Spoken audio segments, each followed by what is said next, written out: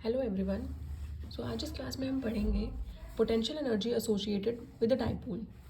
तो potential energy क्या होती है? It is the amount of work done in rotating the dipole from one position to another. एक amount of work done जो कि क्या करेगा, एक डाइपोल की पोजिशन को एक पोजिशन से दूसरी पोजिशन में चेंज कर देगा या रोटेट कर देगा। तो इस वर्क डन की वैल्यू हमें निकालनी है। तो पोटेंशियल एनर्जी, सबसे पहले हम इसके लिए एक अज्यूम करेंगे, एक इलेक्ट्रिक डाइपोल है जो कि एक पोजीशन पे एंगल θ1 बनाता है यूनिफॉर्म इलेक्ट्रिक फील्ड के अंदर। उसके बाद क्या करेंगे, हम इस डाइपोल को रोटेट कर देंगे θ2 अमाउंट से, और उसके बाद जो वर्क डन होगा θ1 से लेके θ2 पोजीशन में जो वर्क डन हुआ है इसको रोटेट करने में, तो उस वर्क डन का हमें वो निकालनी है वैल्यू। तो सबसे पहले डायग्राम बनाएंगे। एक यूनिफॉर्म इलेक्ट्रिक फील्ड लिया, इसके अंदर हम एक डाइपोल रखेंगे जो कि θ1 के ऊपर इंक्लाइन होगा। ये डाइपोल है।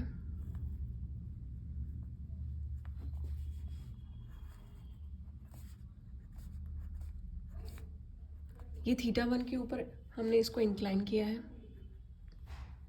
Dipole A B. इसके बाद इसकी पोजीशन चेंज की है, तो इसकी पोजीशन ये होगी चेंज करने के बाद। तो ये ए पोजीशन, ए डैश पोजीशन बी डैश, और यहाँ पे थीटा क्या बना, θ2, क्योंकि θ1 से θ2 पोजीशन चेंज हुई है। और इसके अंदर चेंज कितना आया है, ये वैल्यू θ1 की है, ये वैल्यू θ2 की है। तो θ2 माइनस θ1, इसके बीच में डी थीटा। डी थीटा किसको रिप्रेजेंट करता है, चेंज को रिप्रेजेंट करता है। और ये हमारे इलेक्ट्रिक फील्ड की डायरेक्शन हो गई। ई यूनिफॉर्म इलेक्ट्रिक फील्ड इस डायरेक्शन में है, ये हमने अज्यूम किया है कि इलेक्ट्रिक फील्ड इस डायरेक्शन में है। तो अब हमें पोटेंशियल एनर्जी की वैल्यू निकालनी है। उसके लिए हमें वर्क डन, तो ये अमाउंट ऑफ वर्क डन ही होता है पोटेंशियल एनर्जी, तो हम यहाँ पे वर्क डन का फॉर्मूला यूज़ करेंगे। अब हमें बताया वर्क डन का फॉर्मूला क्या होती है, work done is equals to force into displacement. ये वर्क डन का जनरल फॉर्मूला होता है। लेकिन अब क्या होता है, हमने लास्ट क्लास में पढ़ा था टॉर्क। टॉर्क क्या होता है, ये एक फोर्स होता है जो कि एक ऑब्जेक्ट को रोटेट कर दे एक एक्सिस पे। तो अब हम इस फोर्स की जगह टॉर्क यूज़ करेंगे। तो टॉर्क के टर्म्स में वर्क डन का फॉर्मूला क्या होगा, D W is equals to torque, जो कि एक फोर्स ही है, और डी थीटा। डी थीटा यहाँ पे, डी एक्स यहाँ पे डिस्प्लेसमेंट है, मतलब चेंज इन पोजिशन, और यहाँ पे डी थीटा हम यूज़ करेंगे। तो ये हमारी इक्वेशन 1 होगी। उसके बाद लास्ट क्लास में हमने पढ़ा था टॉर्क की वैल्यू क्या होगी, torque acting on a dipole in uniform electric field.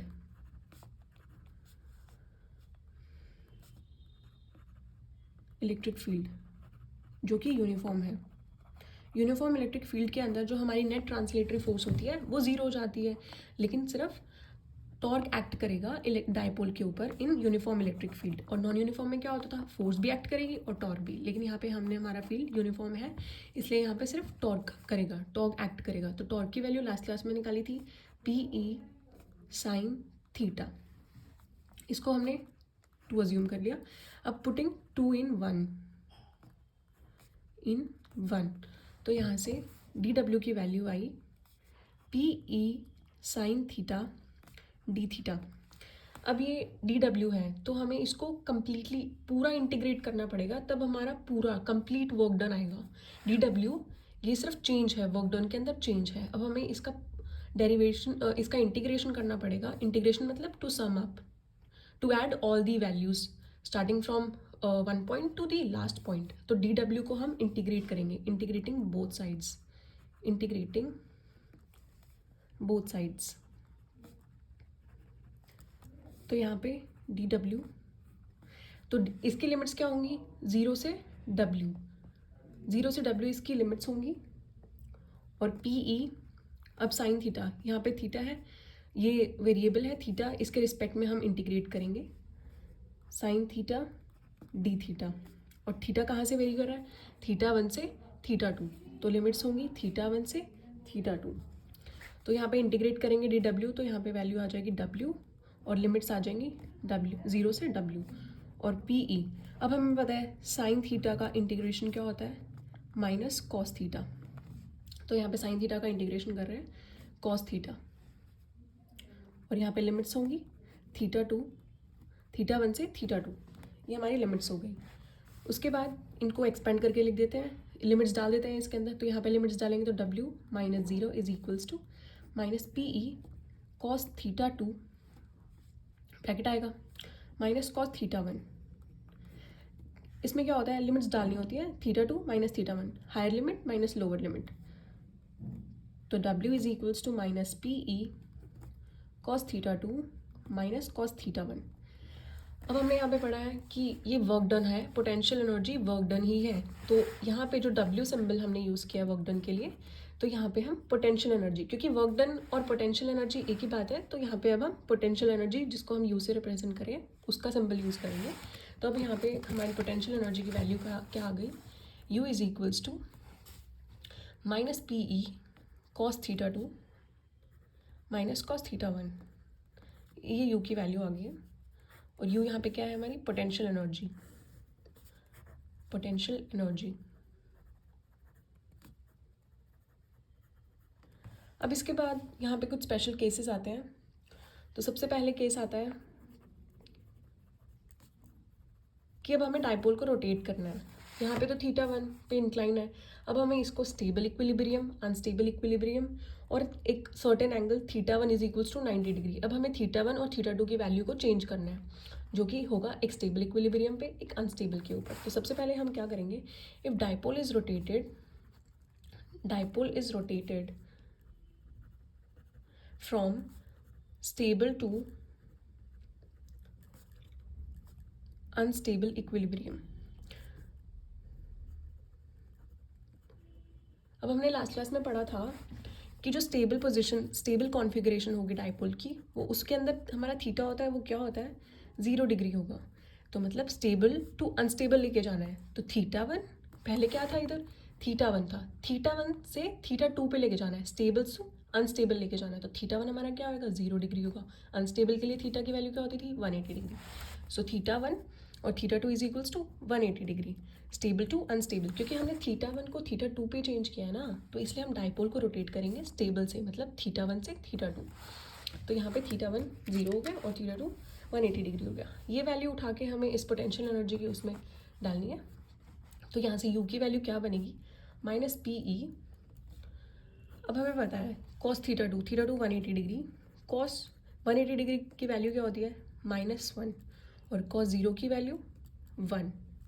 तो यहाँ पे वैल्यू डालेंगे कॉस थीटा 2 कॉस 180 डिग्री, तो यहाँ पे वैल्यू क्या बनी -1, और एक माइनस तो है ही, तो कॉस 0 डिग्री की वैल्यू क्या बनी 1। तो यहाँ से वैल्यू क्या बनी U की 2PE, और यहाँ से वर्क डन भी इसके इक्वल है, वर्क पोटेंशियल एनर्जी और work done they are one and the same thing. तो यहाँ से इसकी वैल्यू ये बन गई।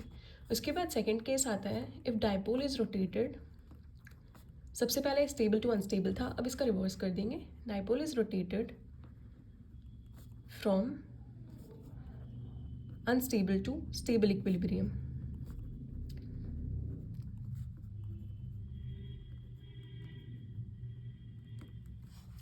तो अब हमारा थीटा 1 क्या हो जाएगा 180 डिग्री हो जाएगा, क्योंकि अब अनस्टेबल से स्टेबल जा रहे हैं, थीटा 1 से थीटा 2 जा रहे हैं, अनस्टेबल से स्टेबल। तो थीटा 1 180 डिग्री और theta 2 is equals to 0 degree. अब यही पोटेंशियल एनर्जी के फॉर्मूले में ये वैल्यू डालेंगे, P E cos theta 2 0 degree, cos 0 degree क्या होता है 1 होता है, और कॉस थीटा 1 क्या होगा, थीटा 1 हमारा 180 डिग्री, तो कॉस 180 डिग्री क्या होता है माइनस होता है, तो एक माइनस पहले से है और एक माइनस सी है। तो यहाँ से वैल्यू क्या बनी -2PE, पोटेंशियल एनर्जी की वैल्यू -2PE, W भी इसके इक्वल है। तो potential energy is equals to -2PE in case of unstable to stable equilibrium. उसके बाद थर्ड केस आता है, इफ़ डाइपोल इज रोटेटेड, 3 बारी डाइपोल को रोटेट करेंगे 3 केसेस के लिए, इसके अंदर 3 स्पेशल केसेस हैं। At an angle theta, at any angle theta, किसी भी एंगल थीटा पे हम इसको रोटेट करेंगे। तो U is equals to -PE cos theta.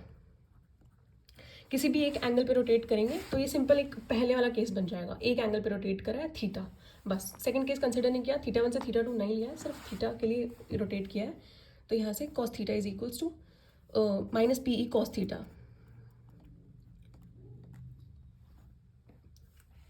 जिससे ये होगा कि थीटा वन की वैल्यू हो जाएगी 90 डिग्री। तो ये था, आपको आई होप आपको समझ आया है पोटेंशियल एनर्जी जो कि डाइपोल के लिए है। Thank you.